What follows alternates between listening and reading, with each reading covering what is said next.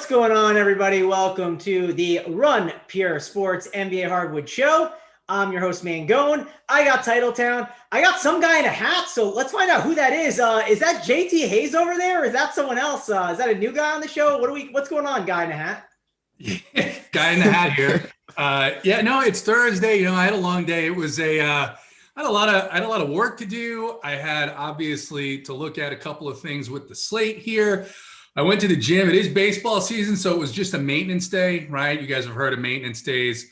Only 205 push-ups today, and I didn't feel like raising my arms to brush my hair and do what I do, so I just threw a hat on, and I think it looks nice, honestly. I think the hat's a nice addition. I think I look beautiful with the hat, quite honestly. I think the crowd will believe so as well. Yeah, you love to see it. We'll have to see what the people are saying. They're going to be very confused when they come in there and they see some guy with a Blue Jays hat on, which, speaking of Blue Jays, I was right, JT. So, yes, sir, you're making fun of me. The game played. So, even though you guys all think you're meteorologists, you can wait until an hour till the game to figure it out. That's how it goes, JT. Dark sky was giving me a very bad vibe for weather in Boston last night. And I will say you were partially right. You're partially right. The game did play. But for those of you that don't know, Mangone and I will text from time to time. And Mangone starts texting me these full lineups of game stacks of the Blue Jays and the Red Sox. And he's like, suck it. It's going to play. Let you down a little bit offensively. Did it not? I mean, it was okay. 6-3, it was all right. But certainly we're not the Royals or the Cubs. Yeah, it definitely was not. But hey, you got to take the small victories when you can, JT. So I'm going to take it. We'll go over to TitleTown. Title, how's it going over there? Are you ready for this NBA slate and for the weekend? Yeah, I mean, first of all, if someone told you guys a year ago or 6 months ago that I'd be the only one on the show without a hat, you guys would call me crazy. And hey, look where time went. JT's got a hat. I don't have a hat. JT, it's looking good though, for sure. I just got off the course, 18 holes today, a nice 55-degree and sunny day in Wisconsin, which I know it's still a little cold, but it was nice enough to get out and play some golf, had some fun. Now we got a nice 6-game slate to talk about. So it's been a good day. Excited to dive into some winners. Yeah, it's a nice little 6-game slate. I'm excited about it. JT, we did just get some news. Your boy is doubtful for tomorrow. Tony Snell is doubtful. So that's some breaking news for you. What are you going to do with that there? Yeah, it makes it easy for me. It means I'm not playing NBA tomorrow. I can't play when Tony's not on the slate. If you haven't heard, there's this club. It's pretty exclusive. It's the 90-90-100 club. It's 90% from the field, 90% from three-point range, and then 100% from the line. There's only one member, and it's Tony Snell. I mean, he's better than Steph. He's better than Devin Booker. He's better than Kawhi. He's better than all these kind of scrubby guys that everyone thinks are stars. And then there's Tony Snell. So there's a little video on the internet that Mangone happened to text me. It gave me a little bit of joy to see my guy Tony finally getting his due. But yeah, he's doubtful. It means we're going to have to play guys like, I don't know, Clint Capella. I mean, who gets excited about that? Yeah, no, for sure. TitleTown, I want to get your breakdown of this slate. What's your overall thought process on what you're doing with this 6-gamer here? I mean, yeah, the first thing that stands out a lot is the news, obviously, like always, but Detroit earlier in the day ruled out a bunch of their players. Mason Plumlee, Kojo, which is Corey Joseph, Jeremy Grant, Diallo's still questionable, Wayne Ellington, Dennis Smith. I mean, there's just a lot of bodies are gone on this 6-game slate. So that's going to put guys like Josh Jackson, Killian Hayes, Isaiah Stewart, all of them back into consideration. If Diallo's out, it's even a bigger boost. And then we got a little more news with, we got the Terrence Ross and Ennis news out too before the show. That's a bump to Cole Anthony, the Okikis, Dwayne Bacon's too. And then we still have a little more news we're waiting on. We got Tobias, Ben Simmons questionable. So there's still a lot of news we're waiting on. We will get that news before lock. But as always, in this late in the NBA season, the biggest stuff to take into consideration is all the people that are out or in. So Detroit's going to be another target today. Yep, for sure. That's a nice little breakdown. Before we dive in, I want to talk about our podcast that we have over at Run Pure Sports. The podcast, it goes every single day, 5 days a week, Monday through Friday, and you are going to get all of the best MLB knowledge from guys like DraftKings and tons of other analysts over here at Run Pure Sports. So head on over, check it out over on iTunes, Stitcher, Spotify, all those places. Get in, hit the like and subscribe on this video. Also, go over there and hit the 5 stars in the review, right? Give us a review on how you like the podcast. Definitely would appreciate that. Also want to mention RPS Heater 25 is the new promo that we're running. You get 25% off your first payment for all of the DFS sports, right? We have NBA, MLB. We got the core plays for that. We have MMA, NASCAR, tennis. Yes. I was getting there, Title. I wanted to say MMA last. You know why I want to say MMA last? Because I wanted to segue to you. And I wanted to say, we have a show on Saturday. It's a huge MMA card. It's got all the guys fighting. You'll be doing a show with Joey Work and Draft Cheat. And tell the people a little bit about that, because it's a free show on this channel. And if you subscribe to it, you'll get notified when it goes live on Saturday. Yeah, we have a monster MMA card coming up this Saturday. 20,000 packed in Jacksonville. So fans are back. It's going to be a ton of energy in the crowd. 3 title fights too. It's just going to be an insane day for sure. We have the show to break it down in the morning. DC, Joey Work, and myself. We're always breaking down the pay-per-views.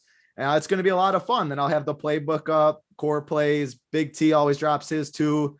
Discord will be rolling. So, it's going to be a lot of fun. Prize pools are very big too. Can't wait for Saturday. Going to be a lot of fun for sure. Yep, should be a good time. I'm sure, JT, you'll be in on some MMA. I also want to talk about the code again, RPS Heater 25. Sign up. You get the Discord chat. And the reason I want to talk about the Discord chat here is we got people in the chat saying, Steve Anthony, from 7 to 10, get rid of those memes in the chat and stuff. We can't get rid of those, JT, right? That's very hurtful. We love the gifts in the chat, correct? Yeah, I think it's reasonable, and a couple of guys have jumped in there. I think AP a time or two and said, hey, on these slates where there's a lot of news, if we could go from, let's say, 6:30 to 7:30 without constant memes, right? That's fine, but honestly, there are some of our members that are in there that really I would prefer to see only memes from them. So I don't want to encourage them to type more and meme less. So we'll have to figure out a balance, though. I think he's right. Maybe not 7 to 10, but right around lock is a fair answer. I agree. And speaking of memes and the Discord, do you know what today is, JT Hayes? Do you know what today is? I always refer to today as Thirsty Thursday. I'm not sure what other references to today there could be. It was chest day. It was push-up day. But I'm not sure. What do you mean? What is today? Well, so there's 2 things. One, it's Jers Day, right? So post your Ronnie gifts in the chat, right? On Thursdays, we post the Ronnie gifts, the DJ, Paulie D, all of them. And you got to send them to our boy Hector in the chat. It's his birthday today. So send him your favorite Ronnie gift in the chat. I didn't know that. Big day. So you got to send him a nice little gift of Ronnie, right? Right, JT? Oh, happy birthday, Hector. Wow. How old is our favorite little bitch? I don't know. Maybe it's his quinceañera. It might be his quinceañera. It might be a quinceañera. We get to see it. We got to have a photo of Hector in his quinceañera dress to make into a nice GIF that we can share after lock, of course, when people are not focused on building lineups. But happy birthday, Hector. Happy birthday, Hector. I just messaged him too. I wish I knew, but hey, Hector, have a great day. Ship all the money. Keep sending those GIFs. Yep. And, speaking of that, obviously we have a nice we have in the Discord chat, we have an MMA contest where we all put like $5 in and we compete to get the first. He's it's named after him. We have it for all different sports, right? Golf, NBA. It's always a fun little contest that's dropped in the Discord chat. So if you're a member over at Run Pure Sports, you can get in on those. It's a lot of fun and you get all the smack talk, which people love. So let's dive in though. Let's finally talk about this slate again. Lots of different news, some that has hit, some that has not. First game up though, we're going to talk about the Suns and the Boston Celtics. We have a 221 total here. And JT, I'm going to go to you first. We have some news here, right? The Jay Crowder injury is pretty big. That's going to give us a little bit of value on the Sun side. I know people are looking at Cam Johnson as an interesting play. Mikal Bridges price is a little bit cheap. What are you doing here on this slate with these Suns value plays? Yeah, there's also on the Celtics side, obviously Jaylen Brown is doubtful. I don't think he's been ruled out yet, but we don't expect him to play. On the Suns side, I think obviously the Crowder news is helpful if you wanted to play. Cam Johnson did play 30 minutes last night. Dario Saric, I think, only played 18. He is questionable. if he's in, I have some interest in him. And then with Robert Williams out, DeAndre Ayton at 6.5 on DraftKings. Center is a pretty ugly position. Obviously, the news on the Pistons put Stu in play, but I think Ayton is an interesting play there. And then Devin Booker played 30 minutes last night. I think Chris Paul played 34. Devin Booker has owned this matchup. It was just a few years ago where he went for a 70-piece in TD Garden up in Boston. So it's not so much the history. It is the fact that Devin Booker is priced at 8.8. He played fewer minutes than CP3 last night. And without Jaylen Brown on the court, I think he'll have an opportunity to do whatever he wants. So on the Celtics side, these guys are priced up. I don't have a ton of interest in Kemba at 7.4 or really Jason Tatum at 10.2 on DraftKings. Marcus Smart is 6.6. He's probably the one guy I would look at before we get some news about who's going to be the other starters. Yeah, man, you mentioned Jason Tatum, right? And the words 10-2, like that's a hefty price tag. Title, I'll go to you because, I mean, I was looking at the cash chart. I know JT loves the cash chart, and I started to type in Jason Tatum, and I kind of stopped myself. I was like, I don't know if I can do it. And I'm still going back and forth on actually being able to pull the trigger. And it's one of those slates where there's not a lot of great spend up options and we have a bunch of value. So he could just be a raw points play, but it is the Suns, right? This is not the Wizards. There's no Jaylen Brown. So there is a ton of opportunity for him here, Title. But what are you doing with Jason Tatum at 10.2K? I agree. 10-2 is a little steep on this slate. I think I'd rather just go to Giannis, who's 600 more. And I know Giannis hasn't been the same Giannis at all, but 600 price difference. I'll just take Giannis and his ceiling, what I know he can get. But Jason Tatum on FanDuel is only 9.5K, and power forward isn't very good. There's Isaiah Stewart, who's a very strong play, but outside of him, like there's Zion. Other than that, though, that's kind of the three I'm looking at. It's not deep positions. So Tatum's very much in play over there on FanDuel. Definitely a boost without Jaylen Brown. Going to the other spots in this game, I like Tristan Thompson a lot on both sites. He's going to get the spot start with Robert Williams out. He's affordable on both sites. JT mentioned center isn't very good. Isaiah Stewart's only power forward eligible on FanDuel too. So if you want to save salary, he is my favorite center to do it on. And then I like Kemba on both sites. He's 6.9 on FanDuel, 7.4 on DraftKings. He has an insane, I think it's like a 32% usage rate when Jaylen Brown's off the court with this lineup. And I like this price in the mid tier with him. I think he might get a little overlooked on DraftKings just because he's in that mid 7K range. I like him on both sites a lot in this matchup. I'll be going there.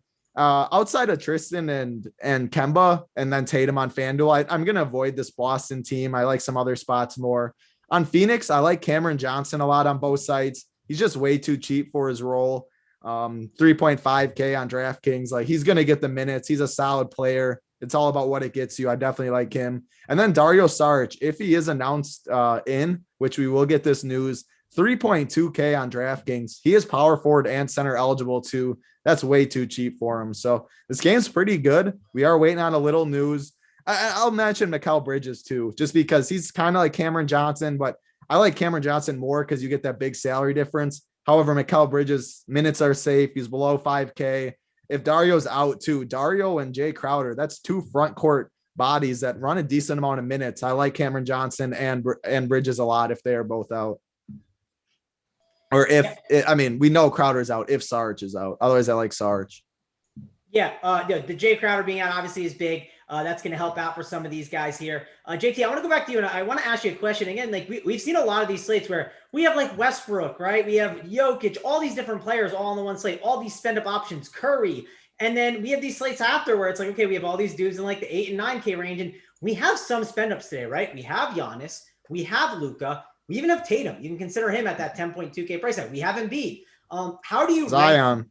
Zion. How do you rank Tatum versus these guys, JT? Because like again, when you have all this value, sometimes you play a guy like Giannis, and I haven't liked what Giannis has shown me, but sometimes you just need raw points. So how are you kind of ranking some of these guys? Because you can make an argument for Tatum here, but I don't know if I want to do it. Yeah, I rank Tatum below. Well, see, here's the issue right now, right? As we sit here, we don't know what the news on Philly is going to be, right? If those guys are in, it obviously makes that game a lot more appealing in terms of competitiveness. Doesn't make it more appealing in terms of DFS. But if those guys are out, then it's an easy choice, right? You would easily play Embiid over Tatum. There's not a whole lot of news out of Milwaukee except if Giannis plays. Giannis's price, it depends again if those Philly guys are in, if those Philly guys are out. If they're out, how competitive do you really think this Philly squad is going to be? When they haven't been all that competitive against some teams that aren't even quite as good as Milwaukee. I know it's a pace-up spot for them, but if they're really down bodies, then it becomes something of a choice. And then you've got Luka. Luka's on a back-to-back. Looks like Maxi Kleber is doubtful. But he's 11K, I believe, on DraftKings. So Tatum is probably my third or fourth one here. And you're right. It is going to be a point where you're going to put together rosters. You're going to use that value out of Detroit, at least some of it. You're going to look at perhaps a Bridges or a Cam Johnson or a Saric. And you're going to get there and you're going to say, all right, now I have 9K for my last three positions. And how are you going to go? And I think, depending on what you're trying to do, it could be a mistake. If Tatum goes out there in a matchup that should be a little slower paced and only puts up 47, 48, is that enough on this 6-game slate? Yeah. And also the other thing that you mentioned too, is if we do get the news on these Sixers guys being out, that's going to open up even more value plays where maybe you can get 2 spend up. So either way, I don't think you're just going to have, hey, like Embiid is a spend up. And I think you are going to be considering 2 at some point. Title, I guess before we kind of keep going to the games, because I do think it's an important decision on this slate. And one thing to mention, a lot of times when I kind of deal with these type of slates, sometimes I don't have like this stud I want to pay for. Like typically at Westbrook, I want to pay for him. So I just jam him in my lineup. But I might be a little more lenient with my construction. Maybe like the difference between like an Embiid and a Luka, because Luka has a guard flexibility or a small forward compared to someone who has like a forward or a center, that might change the way my construction goes. So talk about how you rank these studs. Yeah, like JT said, there's a lot of news with, if Tobias and Simmons are out, Embiid's my favorite spend up on the slate. I know the blowout risk becomes a lot greater concern, but anytime those 2 are out, they need Embiid to do everything. If those 2 are in, then I don't have interest in Embiid. As it looks right now, Giannis is my favorite spend up on DraftKings, whereas I'd prefer Tatum on FanDuel, and that's just because of the pricing. I think 600 is too close in price between Tatum and Giannis, and I think over 1,000 goes a long way on FanDuel. So I'll rank them like that right now. I like Luke, so I'll rank them Giannis, Luka, Zion, Tatum probably for DraftKings, like 10-2. I just don't see myself getting up there right now. I will say for Luka too, Porzingis, I know he's not on the injury report, but it's a back-to-back for them. He played a decent amount of minutes. He could sit, and it's the last game of the slate. So your flexibility you won't have as much flexibility to move roster stuff, but Luka has some hidden upside where I just think people are overlooking that Porzingis isn't guaranteed to play on this back-to-back, even though he's not on the injury report. So I'll rank him Giannis, Luka, Zion on DraftKings, and then I'm not going to play Giannis, I don't think, on FanDuel. He's too expensive. So I'd rather Tatum, Zion. I'll rank him Tatum, Zion, because I don't think I'm getting Luka on this slate on FanDuel either. Yeah, again, it's going to be interesting because these are not a lot of studs that I want to spend up on, but I thought it was an interesting conversation to have because it's going to matter and you are going to need these spend ups. Or you just go the whole mid-tier route. We'll see. Maybe that'll be a route to go based on news. Who knows where the NBA will take us. Let's move on. Let's talk about the Pelicans. Let's talk about the Orlando Magic. Before we go to you, JT, guys, hit that like, hit that subscribe, please. JT, it's looking very hurtful right now, right? About 400 watching, 123 likes. We can get that moving a little better, right? Yeah, I think we're going to have to. It's imperative that you guys get on the ball here. I see a couple of people. Holden's in there. Holden, I hope you hit the like. Let's go. All right, hit that like, hit that subscribe. Helps us out a ton. Let's talk about this next game, though. Obviously, again, a nice little 6-game slate. So I love these slates here. We'll kind of break it down a little easier than a 12-game where it's absolute madness. So we got the Pelicans and the Magic. And Title, you got the news for us. Hit us with that news. Terrence Ross, he's out, correct? And who's the other guy? James Ennis out as well? Correct. All right, so both those guys are out, right? And that's kind of some big news because that's going to open up some opportunities for this backcourt. For one, I'm curious to see what happens with Cole Anthony. I'm curious to hear what you think, Title, because I did not think he'd be chalky. And I even think when you get this news, he still might not be as chalky as he could be because there's a lot of guard value on this slate. And I still like Cole Anthony. He feels expensive at that 6.4K price tag, but I think you can make an argument that it's not enough. What are you doing with Cole Anthony in a beautiful matchup against the Pelicans and all these other guards? You got Bacon, you got Gary Harris. RJ Hampton, you have tons of guard opportunities here, Title. So break it down for me. How are you handling it? Yeah, this news just hit before we got on the show, so I wasn't able to digest it, build lineups, all that yet. And we still are going to have like the Sixers news still could change the whole slate. But just for the fact of, I mean, just breaking down this Magic team out, not worrying about roster construction or that, I still do like Cole Anthony for this price. I like Chuma Okeke. I like Dwayne Bacon. Those are my favorite three. Cole Anthony, 6,400 on DraftKings. He'll probably be the most popular, him or Bacon, of the Orlando guys. I think Chuma Okeke goes overlooked at 5,700. I like how he is power forward and center eligible too. He's played 32 minutes the past 2 games. Terrence Ross and James Ennis are bodies that get minutes on the wing, and that just has more shots to go around for everyone else. If how I'm going to approach these Magic, if they're chalky, I mean, I'm going to play them in cash games, but I'd probably avoid them more in tournaments just because, I mean, there's always routes to Magic busting. They have enough players. They have Bamba, they have Wendell Carter, they have Bacon, Gary Harris. They just have so many bodies where they're not the safest plays, but I'll rank them Cole Anthony, Dwayne Bacon, Okeke. Okeke is my favorite in tournaments, though, if the ownership gets crazy. Outside of them, though, like I'm not going to go to a Wendell Carter or a Mo Bamba today. The Terrence Ross and Ennis doesn't help them as much. They're still splitting the center minutes. I don't think you need to do it on this slate. As far as the Pelican side, I like Zion on FanDuel because I mentioned same thing with Tatum. He's 9,800. Power forward position isn't great. It's just taking the raw points at that point. Other than that, though, I don't have much interest on either site. I mean, they're New Orleans is very healthy. They're all priced up right. We have other news on this slate where you have more value. So I don't see myself going anywhere on New Orleans except Zion on FanDuel. And then I'm still breaking down this Orlando news, but I like Cole Anthony, even at that price tag. He's just playing so many minutes, has the ball in his hands so much. He was on triple-double watch it like last game too. So I still like that price tag. I'm not worried about it. I just want to see where ownership's going because I don't want to play a chalk Cole Anthony in tournaments. I'd play a low-owned or a relatively owned Cole Anthony in tournaments. So See, I still think I would play a chalk one in tournaments. Like really?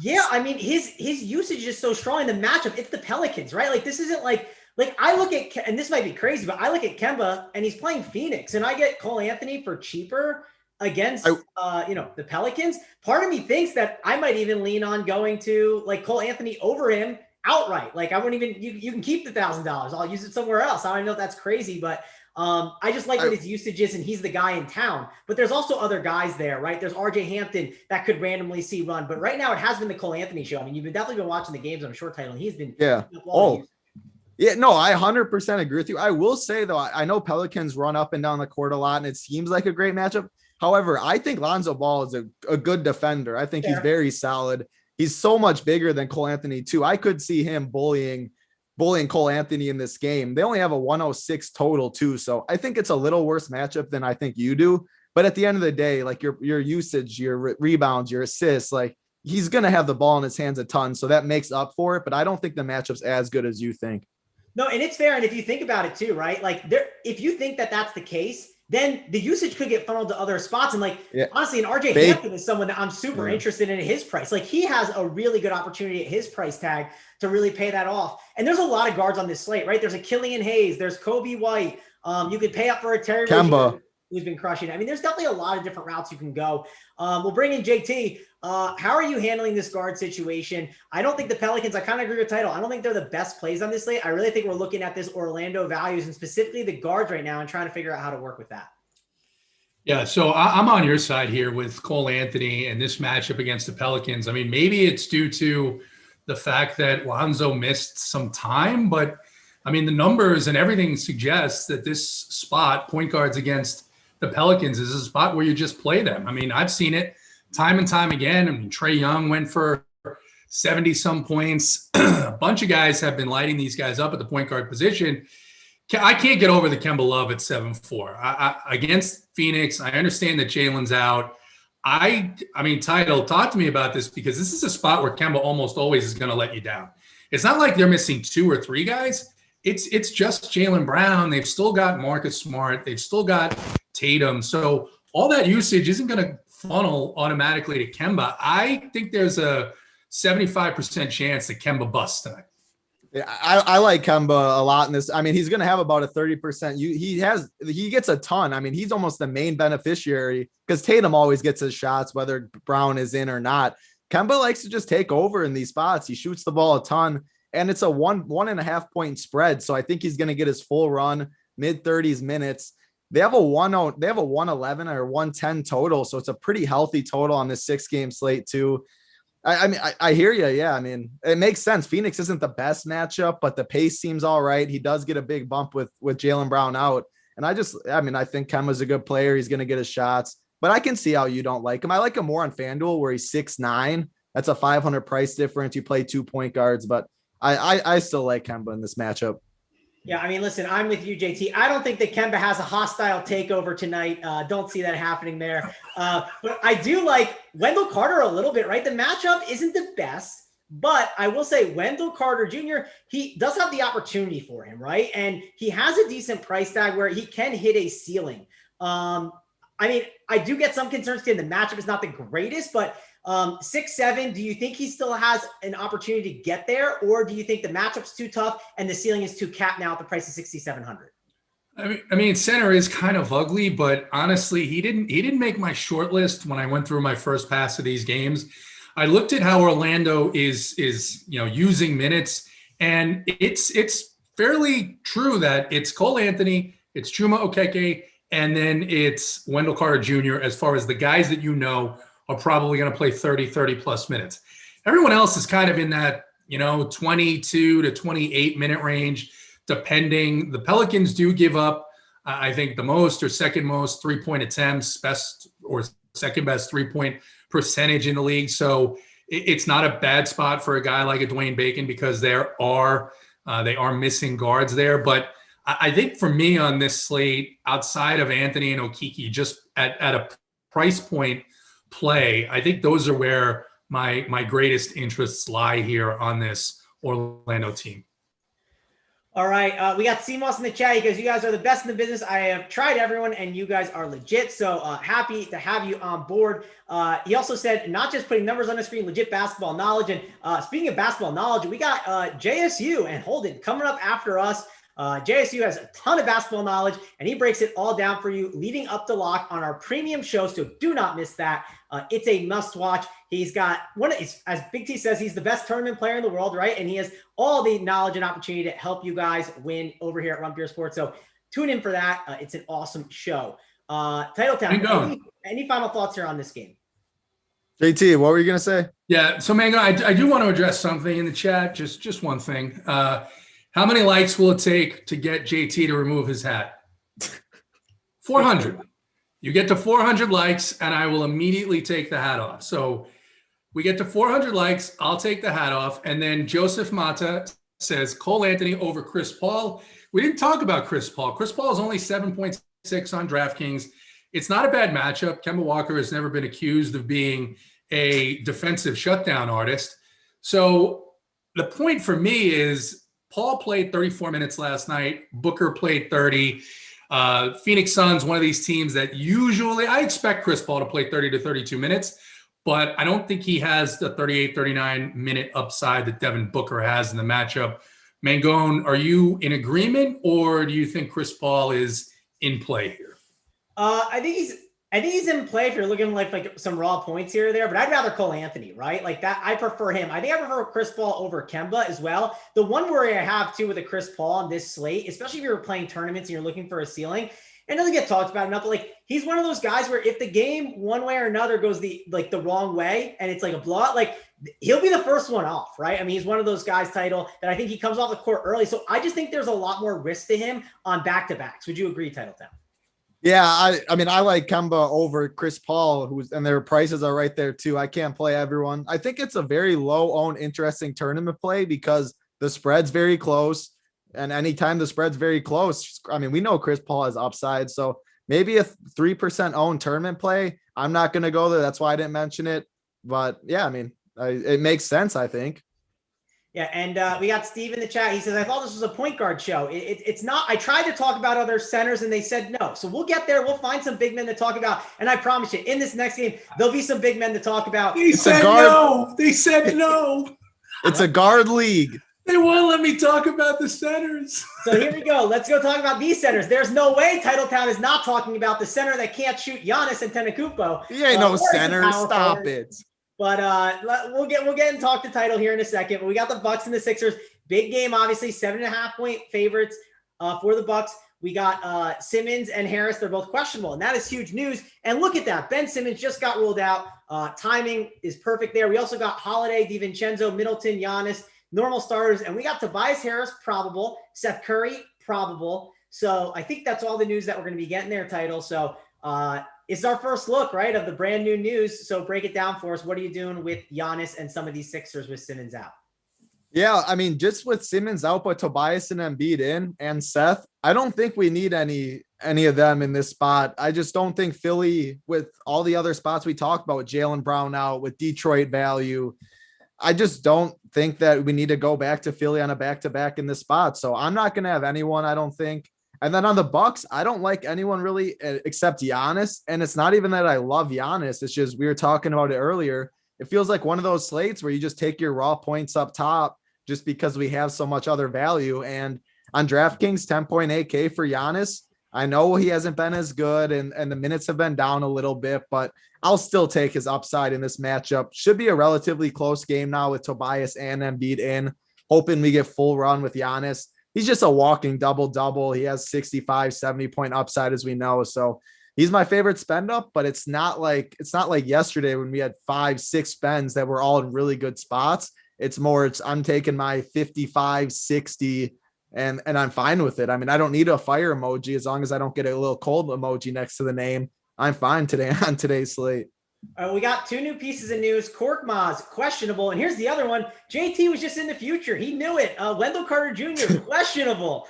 So we'll readdress that Magic news when we get that. But JT, talk to me about this Sixers news. Korkmaz, questionable. Simmons out. We got Tobias Harris in. Seth Curry in, and then Embiid not on the injury report. So how does that break it all down for you here against the Bucks?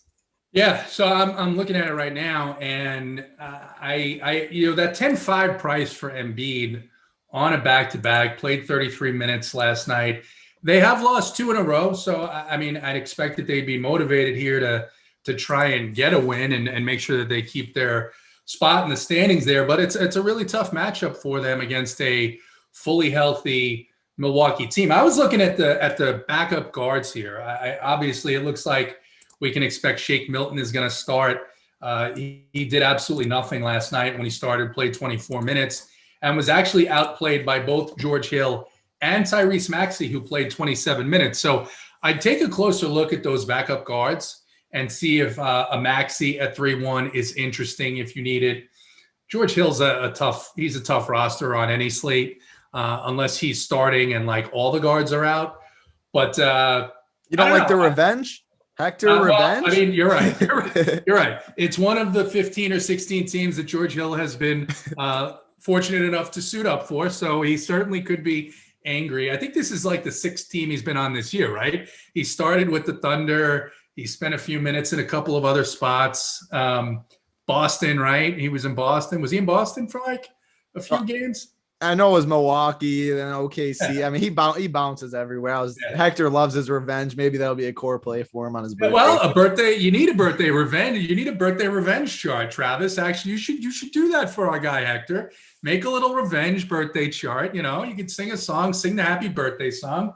Yeah, we'll see who the start. If Matisse Thybulle starts, he's 3-3. Yeah, he probably won't start with Simmons in, with Tobias in. I don't mind Tobias at 7-8 in this matchup. Probably better matchups on the slate for guys with upside, though. So it's funny. We have news on Philly, and they're still a pain in the ass. Yeah, they're definitely still a pain here. We don't know the exact news on that, so we have to see what's going to happen there with this Sixers team. But also, you forgot to mention, it is Tobias Harris revenge as well. I mean, in 2011 to 2013, he was a Milwaukee Buck, right? So there you go. That's another revenge spot for you. That's why you're on Tobias Harris at 7-8, I think, JT. That probably has everything to do with it. It's my subconscious recognized that this was a revenge spot. Someone in chat here is saying Jrue Holiday revenge. Why does he need vengeance against Philly? Oh, because he was there for like a cup of coffee, right? When was that again? That was like not too long ago, right? Title. To be honest, I can't even remember. Yeah. I know it was Pelican. I mean, it was. I honestly don't. Yeah, it had to have been a little while ago because before the Pelicans, and he was with them for a while. So he was maybe a while. I think he was an all-star with them. I can't remember. It's so long ago. Wow. Yeah, it was 2013, 2012. So you can stack your 2013. 2012, Tobias Harris, Drew Holiday revenge stacks there. George Hill, lock them in. That's what we're doing for the birthday revenge stacks. I think that's it. James Johnson is out. We should talk about that in a little bit. But my guy, Mr. Boutte in chat, likes the hat. So to everyone who doesn't like it, obviously you're wrong because Mr. Boutte likes it. But he also wants you guys to get the likes up, and I do as well. I mean, 400. I don't think you're going to get there. You guys can't do it. You don't have the gusto. You don't have the emotion. You don't have the character to get to 400. 400, I take the hat off. 500, I take my shirt off. That was a deal. Yep. So 500 to get the shirt off. So there you go. Either get to it or don't if you don't want to get there. We don't know what's going to happen. But yeah, so the chat's catching up. They're all saying he was drafted by the Sixers. Gosh, that was a really long time ago. It's crazy to think where the league has gone. A lot of these guys are retiring now, and I'm starting to feel really, really old. But yeah, that's kind of how it is. JT, here's a question for you because you're an older guy. Who's the player that retired that you started to feel old? Like in baseball, football, whatever league. Who was the player that when he retired, you were like, wow, like it kind of hit you a little bit? Hasn't happened yet. I'm ageless, Mango. I will say there's one guy, and I always remember this because I pitched against him, and Manny Ramirez. And when I pitched against him, he was your size, right? He was your size. So obviously he took some nutrients to help him somewhere along the way in his career as he went on his path to the major leagues. But when he was kind of kicking around and out of baseball, I was like, oh, all right, that's interesting because I'm still trying to play. And I think he's over in the Koreas now. So that was maybe, I'll give you that one.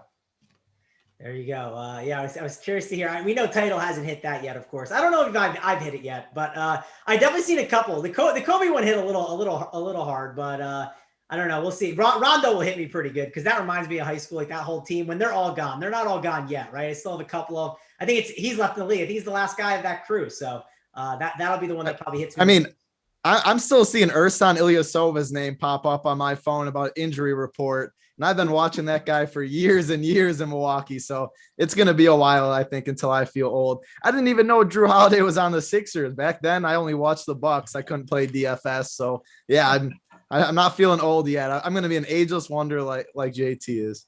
Not until once Gavin Lux retires. Then it'll really hit me. That'll be the one for you. Mine would be Theo Riddick because I played against him in high school, and I actually caught an interception while I was like on him, and I saw green, and I thought I could actually get there. There's no chance. I'm not as fast as him, and he hasn't retired yet, so I guess I'm not old yet. We're still there, but I'm sure it's coming really soon for good old Theo Riddick because he is not good. But there you go. We hit all the random references. Manny Ramirez was talked about on an NBA show. You didn't see that one coming, but. Let's move on. Don't got too much else to really say, I think, on this game, right, JT? Anything else to discuss? No. I just chat is giving me joy tonight, making me very happy. JT getting younger while we're getting older from Redman 130. He said getting under while we're getting older, which I liked, and then he retracted the message. You could have left it, my guy. I like it either way. JT pitched against Ramirez. Yeah, I actually was trying to walk him because I was scared shitless of him. And I threw him a split finger that I think is still traveling. So it didn't work out well for your guy JT against Manny, even though he weighed like 112 pounds. So at least it wasn't a liner up the middle. You'd still be. You wouldn't be seeing me on this show. With those aluminum bats that we were playing with. Oof! Talk about living dangerously. That would be tough. By the way, Rusty Jones says JT is the number 4 pitching prospect in the Toronto farm system. So congrats on that. You're aging well and killing it in the Toronto farm system there, JT. Let's move on, though. Let's talk about the next game. We got the Pistons and the San Antonio Spurs. And Title, break down the Pistons stuff for us because, hey, this is probably one of the spots we're going to target a ton here. So let me know what you're doing with this situation. Yeah, the Pistons spot, I mean, it's hard not to like them. We mentioned all the injuries earlier. I'll just rank them because they're all really good plays. I'll go on DraftKings. I'll rank them first. Killian Hayes, 4,200 is just way too cheap for his role. Isaiah Stewart, I like him a lot. I know he's 5,800, but this guy is actually a really good basketball player. Like, he's not just because people are out, he's a play. Like, I love what I see from him. Double, I think he gets again. I like this matchup for him. Josh Jackson, 5,500. So those are the three that are my favorites on both sites. I like Isaiah Stewart more on FanDuel, where he's power forward eligible, 5,500. But I'll play those three probably on both sites. They're just really good plays. Outside of them, I still like Frank Jackson at 3,800. He's another one that's a good basketball player. They're finally giving him more minutes. But last game, he only got 17 minutes. He had 27, 26, 23 the game before. I expect more than 17 with all these injuries, especially if Diallo is out. We still have to keep monitor that news. If Diallo's out, there's a lot more minutes to go around at that guard position. If he's in, it's going to get a little more. It's a little more crowded, but I still will like the other guys. I'll still play Killian Hayes, Josh Jackson. Frank Jackson might be the one I would leave out. Saddiq Bey, if you want to do it in tournaments, I think he's going to be the forgotten one. But the clear top three are Hayes, Stewart, Josh Jackson for me. Going to this San Antonio side, I like him more on FanDuel. Like, I like DeMar DeRozan at 7,900 on FanDuel just because shooting guard is so bad if you look at it. There's Josh Jackson, there's DeMar DeRozan, and then there's not very good options. So I'll just take my points with DeMar there. Keldon Johnson's 4,200 on FanDuel too. If you want to punt small forward, 26, 27, 29 minutes the last three games. He's a rookie. He's aggressive. 4,200. He can get that price. I mean, he had a 2020 game already this year. I'm not expecting that, obviously, but it shows that he does have some upside. Other than that, I mean, it's a game I'm definitely going to have interest in. I love the Pistons. I'm going to have probably two minimum, three of them probably in most of my lineups. And then a DeRozan on FanDuel, Keldon Johnson. You can go to DeJounte Murray at 7,200 on DraftKings. Minutes have came down a little bit as of late. So I like Kemba more than I'm still at 7,400. I know you guys probably like Cole Anthony, who's still cheaper. So I'm probably not going to land there. I think he gets overlooked, but it's a good game. Killian Hayes, Stewart, Jackson, DeRozan on FanDuel, Keldon Johnson on FanDuel. Definitely have to have some pieces in this game with the injuries. Yeah, and I do want to mention, Tyler, you didn't talk too much about Jakob Poeltl, and it is a good price tag for him over there, right? And it's not like the worst matchup in the world because they're going to need his size. And the reason I mention it is center's too loaded where you're not going to be putting him in your lineups, but you can go probably play over on Super Draft and get him in there, right? So if you want Super Draft, they have a multiplier system where, listen, Russell Westbrook, his multiplier is going to be ×1 because he's just amazing, right? But like a guy like an Isaiah Stewart, it might be a little better. It might be like a 1.4 where, hey, if he goes for that 50 game, it's more valuable than a Westbrook getting a 60 game. So head on over to Super Draft, use the code RUNPURE to get a deposit bonus match of up to $100. So there you go. That's how we get your boy Jakob Poeltl in some of our lives. Yeah, Jakob Poeltl is always my guy. The thing is, the price is 5,900. His minutes, I liked playing him when he was like getting 34, 35 a game.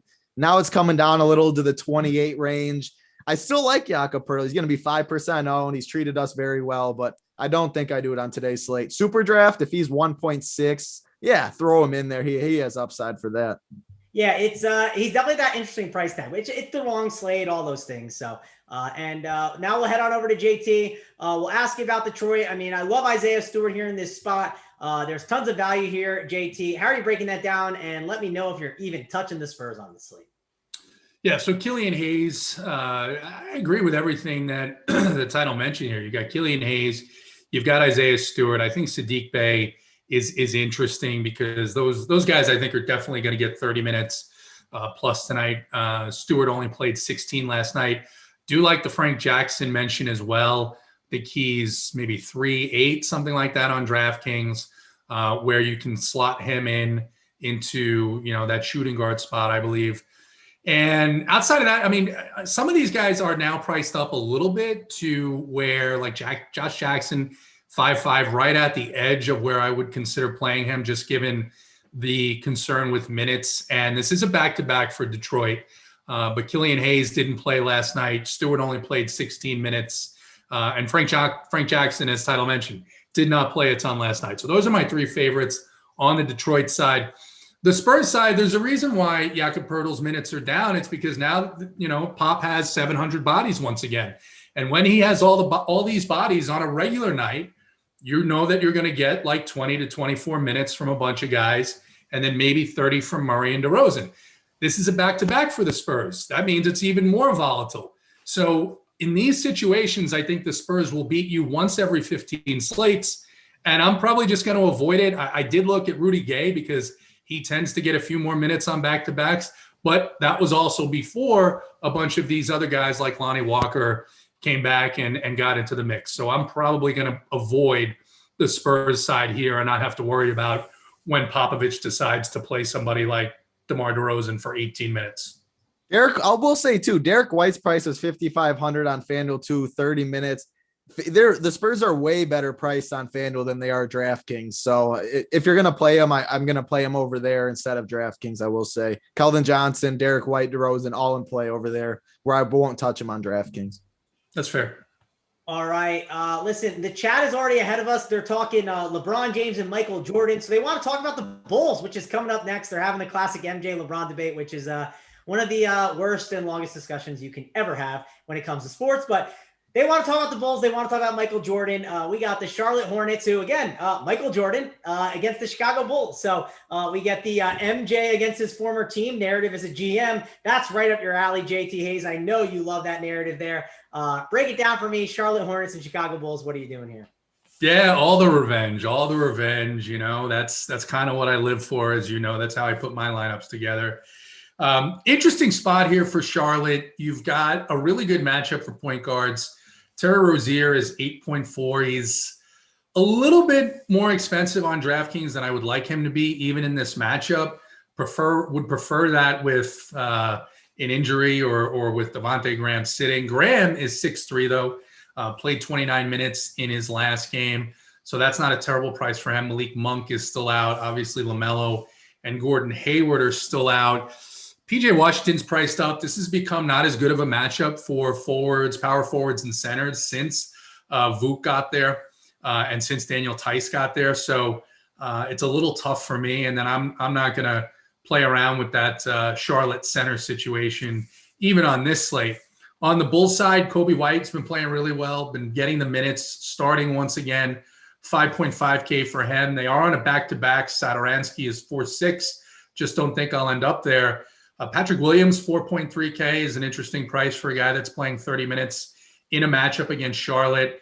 And then, you know, it's a question about what to do with Vucevic. He's 10K. That's a very high price point for a team that is, for the most part, healthy. They do have several power forwards that they cycle in and out. You've got Tice there. You've got Lauri Markkanen there. You have Thad Young there. So there are a lot of bodies. It's not like he's going to play 38, 39 minutes on this back-to-back. And then Garrett Temple at shooting guard, he's been starting. He's been playing 30 minutes. Even if he gets 24 to 25 minutes in this game because it's a back-to-back, at 3.8 on DraftKings, I think if you need it, Garrett Temple is a guy who you can use tonight. There you go. Garrett Temple is a little bit of a value. I looked at him a little bit, but it's tough. Obviously, the Pistons' value has jumped in there. Yeah. That's one of the issues with it. But again, is he guard and forward eligible? I always talk about that. Sometimes you just kind of slip in the lineup. Yeah, he's shooting guard, small forward eligible. You're right. I don't know that you're going to need it, but from the standpoint of who could be in play at their price on this team, Temple is probably a last guy in. All right, Title, we'll go over to you. And what's his name? The Vernon Carey Jr. experiment has ended, it sounds like. It's PJ Washington at the center season going forward, but you never know. I could see James Borrego, I could see PJ Washington getting 2 fouls in the first 3 minutes, and then it's Vernon Carey season. And watch, he plays lights out, and then everyone's tilting in the chat.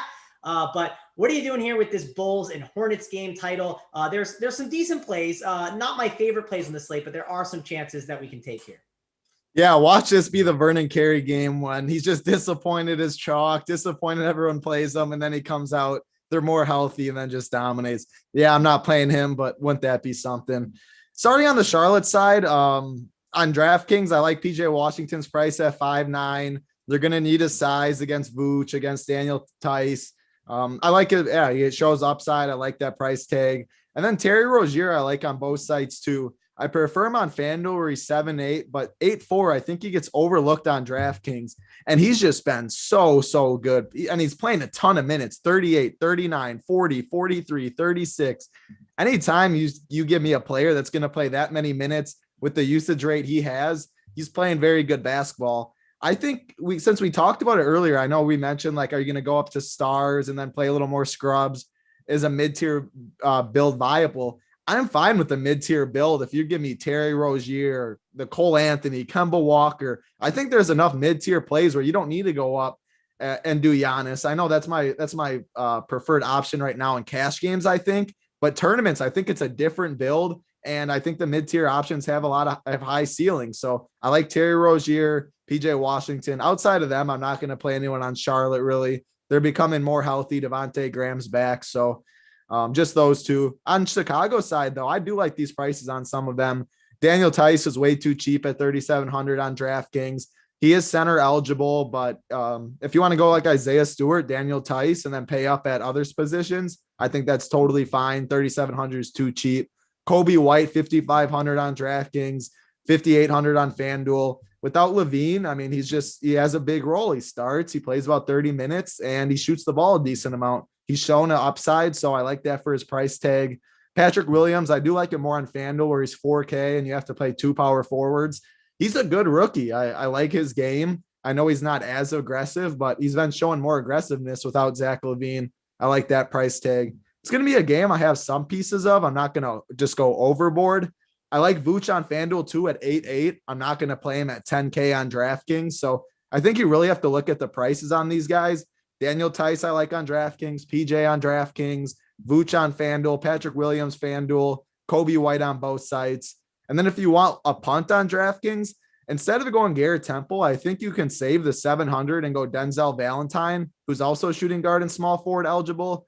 I probably won't do it because like we talked about the other value, but he played 25 minutes and 25 minutes at 3,100. He's going to be probably 5% owned. I mean, I don't mind it if it gets you all, if you want the stars and scrubs route, he's an extra body to throw in dual position eligibility. It's a pretty good game. I'm not going to go overboard, but I'm going to probably have a couple pieces in my lineups.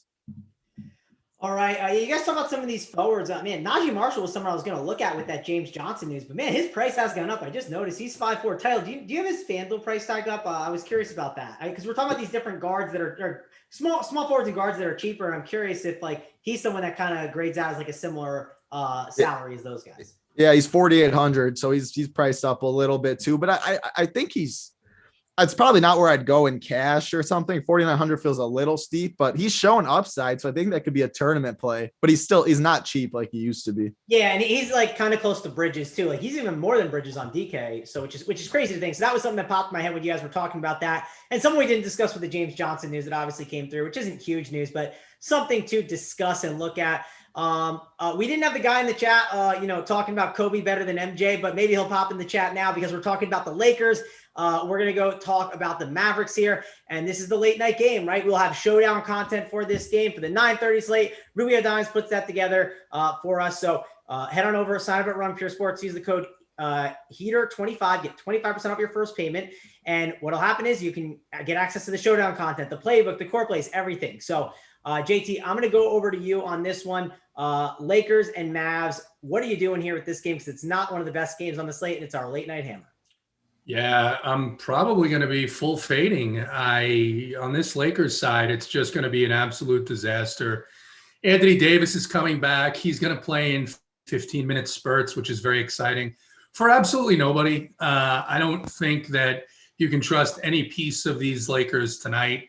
On the Dallas side, they're all priced really expensively. And I think Anthony Davis back is going to do a couple of things. One, it's definitely going to improve their defense, particularly their interior defense, which makes me completely uninterested in Porzingis at 9K or anybody else who might be playing down low that Rick Carlisle might throw out.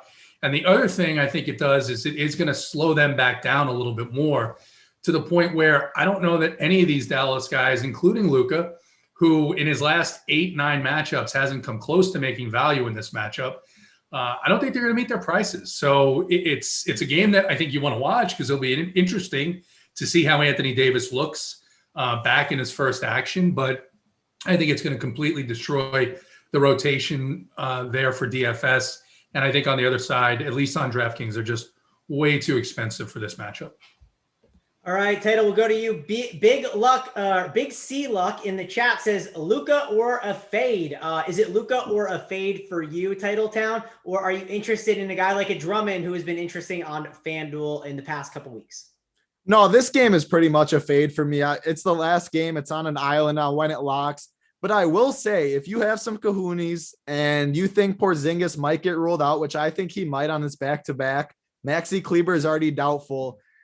I know it's risky, obviously, but if the news breaks your way, I mean, Dwight Powell's 3,300, Willie Cauley-Stein's 3,000, Nico Melli's 3,000. If they're both out in the front court, one of those three guys you think will have to smash. They're going to need their size against Drummond. I know, yeah, we're probably not going to have the news. It's not going to be something I'm going to really do because it's risky. But if the news breaks your way, one of those three are going to smash at that min price.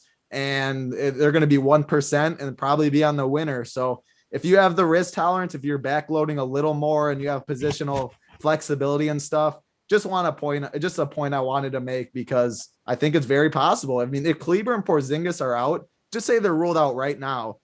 Like we're going to have interest in at least one of those guys. Who else do they have in the front court to guard Drummond and stuff? One of those three are going to have to play. So, but it's unknowns. I mean, it's a standalone game. That's why they'll be so low owned. I'm going to fade it, but there's merit, I think, to thinking ahead, differentiating, and the prices are so cheap.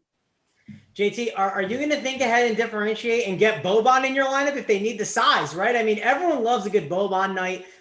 Do you think it'd be worth trying to do that, JT, or is that just a hard pass? I think Title makes a good point generally from a DFS perspective. In this scenario, we've seen this with Dallas where you don't know who's going to get the start. He's probably not going to announce the starting lineups until like 9:45 or 9:50 if this game's at 10. If the game's at 10 o'clock, right? So he's 9:30, I believe, but either way, yeah. All right, yeah. So 20 after 9, you're going to get the lineup, right?